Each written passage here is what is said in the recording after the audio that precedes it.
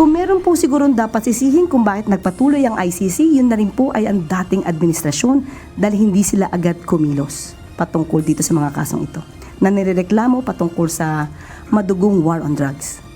Ang nakaraang administrasyon dapat ang tanungin pagdating sa kaso ng crimes against humanity at war on drugs. Ito ang sagot ni Palace Press Officer Undersecretary Claire Castro kung bakit tuluyang naisuko sa International Criminal Court o ICC ang dating Pangulong Rodrigo Duterte.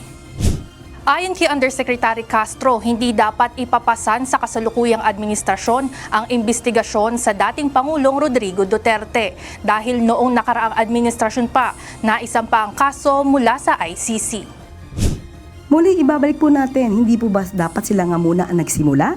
Para kung meron pong dapat na ipagpatuloy ang administrasyong Marcos patungkol sa pag-iimbestigang yan, ay dapat na simulan na po.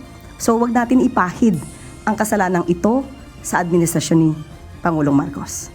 Nabanggit din ni Attorney Castro na wala pang usapan kasama si President Ferdinand Marcos Jr. tungkol sa posibilidad na magbalik ang Pilipinas sa pagiging miyembro ng ICC mula nang mag-withdraw ang bansa noong taong 2019. Pag-rejoin sa ICC, wala pa po ngayon. Hindi pa po namin napag-uusapan kung kailangan po mag-rejoin ang Pilipinas sa ICC. Same pa rin po, wala pa rin pong jurisdiction sa ngayon ang ICC sa Pilipinas. Hinggil naman sa balak na paghingi ni Attorney Harry Roque ng asylum sa Netherlands, pahayag ng Palace Press Officer. Kapag po siguro mayroon ng warrant of arrest at kung siguro pong may kaso na po talaga siyang kriminal na kakaharapin po sa korte, dyan lang po na magre-react ang palasyo. Sa ngayon, mas magandang unahin muna anya ni Roque ang kanyang sarili bago ang ibang tao.